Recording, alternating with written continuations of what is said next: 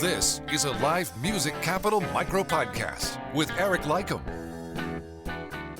The Austin and Texas music communities were rocked by the passing of two key figures, Tommy Hancock and Rich Harney. Okay, my name is Tommy X. Hancock, and I'm originally from Lubbock.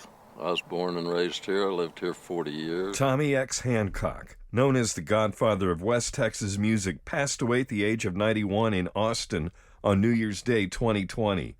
He had been in failing health for the last 3 years. Hancock was an incredibly influential Texas musician whose legacy was documented in the film Tommy Hancock, West Texas Muse. Well, playing at the Cotton Club, which is a famous old club in Lubbock, it seated about 1,600 in one incarnation of it. And I was the house band there, and a lot of famous bands played there.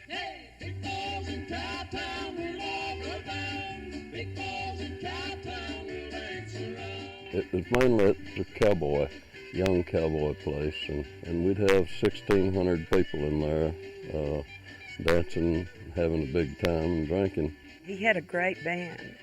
He had a big western swing band with twin fiddles and steel guitar and lead guitar and drums and so forth, so dance music. And I was really... Hancock formed the Roadside Playboys after World War II, where he served as a paratrooper. The Roadside Playboys would be a huge supporter of future acts from Lubbock, including Buddy Holly and the Crickets, Waylon Jennings, Joe Ely, Butch Hancock, no relation, and many others.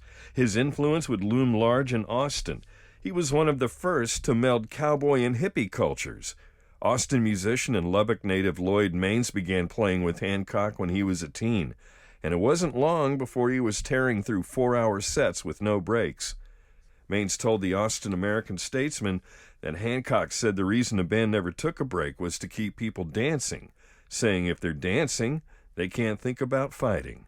In the 70s, the Hancocks moved to a small mountain cabin in New Mexico, where they formed the Supernatural Family Band, which briefly included Jimmy Dale Gilmore. The epitome of West Texas music is Tommy Hancock. He represents everything there is about West Texas and West Texas music. When I was in the Army, I was from Texas and had a fiddle, so everybody presumed that I could play all the breakdowns, which I couldn't. When I came back, I took the line of least resistance and was offered a job playing in a little late night club. We started at 12 and played till 4.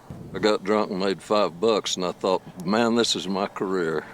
I found my place in life. I was 18. In the 80s, the Hancocks relocated to Austin. While Tommy didn't play that much, his wife and daughters formed the long-running Tex-Mex trio, the Tejana Dames.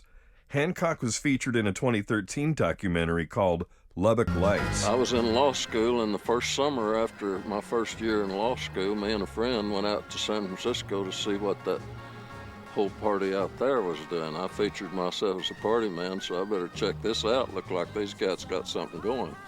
So we went out there and took LSD, and I realized, shoot, I can party like this from now on if I want to.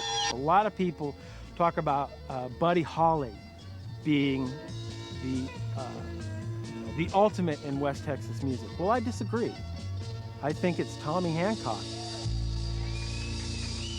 On January 5th, the Austin music community was stunned at the sudden and unexpected passing of jazz piano mainstay Rich Harney.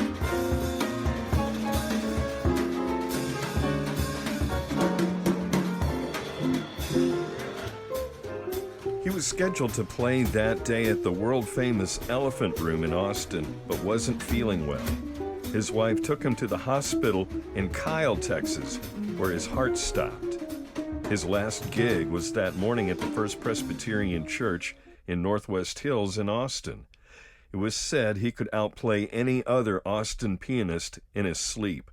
Rich Harney's passing leaves a huge hole in the live music capital. This has been a Live Music Capital Micro-Podcast. I'm Mark Weldy, thanking you for listening. Get more at the Live Music Capital Facebook page and at ericleikam.com.